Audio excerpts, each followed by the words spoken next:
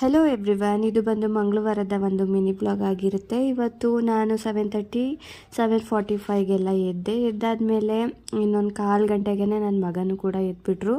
So ಹಾಗಾಗಿ first ಅವರಿಗೆ ಹಾಲು ಕಾಯಿಸ್ಕೊಟ್ಬಿಡೋಣ ಅಂತ ಹಾಲು ಕಾಯಿಸ್ಕೊಟ್ಟು ಅದೇ ಹಾಲನ್ನ ಸ್ವಲ್ಪ ಸೈಡಿಗಿಟ್ಟು ಆಮೇಲೆ ನಾವೊಂದು ಸ್ವಲ್ಪ ಕಾಫಿನ ಇಟ್ಕೊಂಡೆ. ಇನ್ನು ತಿಂಡಿಗೆ ಬಂದು ಏನು ಮಾಡಬೇಕು ಅಂತ ಗೊತ್ತಿರಲಿಲ್ಲ. ನೈಟು ಬಟಾಣಿ ಕೂಡ ನೆನೆಸಿರಲಿಲ್ಲ. ಬೆಳಗ್ಗೆ ಎದ್ದು ಸ್ವಲ್ಪ ಬಿಸಿನೀರನ್ನ ಇಟ್ಕೊಂಡು ಅದಕ್ಕೆ ಬಟಾಣಿನ ಹಾಕಿ ಒಂದು 10-15 ನಿಮಿಷ ಬಿಟ್ಟರೆ ಅದೇ ಸ್ವಲ್ಪ ನೆಂದಿರೋ ಥರ ಆಗುತ್ತೆ. ಸೊ ಈ ಥರ ವಿಷಲ್ ಹೊಡ್ಸ್ಕೊಳ್ಳೋ ಅಡುಗೆಗೆಲ್ಲ ಆದರೆ ಬೆಳಗ್ಗೆನೇ ಆ ರೀತಿ ಮಾಡಿಕೊಂಡ್ರೆ ಬಟಾಣಿ ನೆಂದಿರುತ್ತೆ, ಏನೂ ಬೆಂದಿಲ್ಲ ಅನ್ನೋ ರೀತಿ ಫೀಲ್ ಆಗಲ್ಲ.